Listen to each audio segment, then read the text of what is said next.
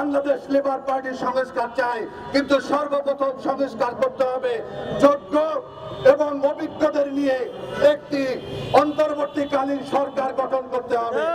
একটি যোগ্য মানুষ যদি না হয়, এই মতো কুলাঙ্গার অপদর্থনের দিয়ে যেভাবে এই উপদেষ্টা পরিষদ গঠন হয়েছে, আমরা যদি এই ডক্টর ইউনূসের কাছে প্রশ্ন রাখি, ডক্টর মোহাম্মদ ইউনূস, আপনি জাতির উদ্দেশ্যে বক্তব্যের সময় বলুন আপনার কোন উপদেষ্টা সফল হয়েছে, তিনি কি করে সফল হয়েছে।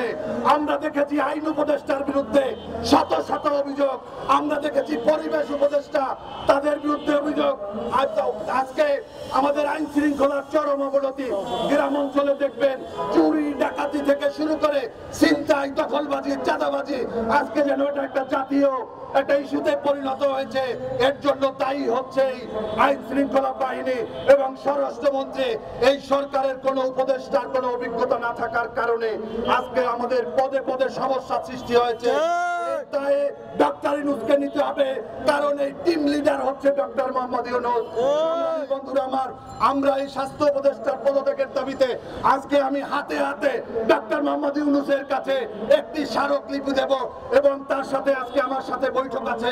আমি সেই যমুনার সামনে আপনাদের সামনে আবার কথা বলবো এই স্বাস্থ্য উপদেষ্টার পদত্যাগ নিয়ে।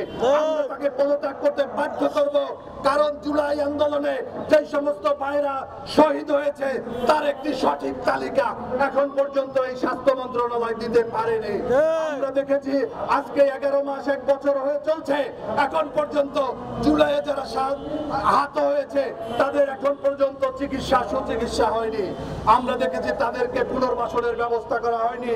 আমার পাশে দাঁড়ানো অ্যাডভোকেট জোহরা খাতুন জুই, যিনি আহত হয়েছিলেন এই 4 তারিখে আন্দোলনের সময়, আজকে পর্যন্ত তাকে আমরা জুলাই যোদ্ধা হিসেবে অন্তর্ভুক্ত করতে পারিনি। আমাদের এখানে সৈয়দ মোহাম্মদ মিলন আছে, আমাদের লেবার পার্টির ওবায়দুল্লাহ আছে, অসংখ্য নেতা কর্মী আছে যারা জুলাই আন্দোলনে আহত হয়েছে। তাদের জন্য যখনই আমরা কথা বলি বলে আমাদের সার্ভার বন্ধ, এই সার্ভার কবে খোলা হবে এটা স্বাস্থ্য উপদেষ্টা এখন পর্যন্ত বলে না। যারা আহত হয়েছে তাদেরকে তালিকাভুক্ত না করে আওয়ামী লীগের নেতা কর্মীরা যারা আমাদের হামলার শিকার হয়ে এই আন্দোলনে যারা আহত হয়েছে তারা দেখেছি টাকা পেয়েছে, তারা দেখেছি নগদ অর্থ পেয়েছে, তারা নাকি জুলাই যোদ্ধা। আর আমরা যারা যুদ্ধ করেছি আমরা আজকে রাস্তায় রাস্তায় ঘুরছি, আমরা আজকে তালিকাভুক্ত হতে পারছি না। সংগ্রামী বন্ধুরা আমার, আমি বেশি কথা বলবো না।